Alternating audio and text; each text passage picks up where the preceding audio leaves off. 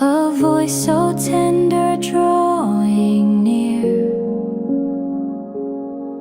It speaks of grace, it calms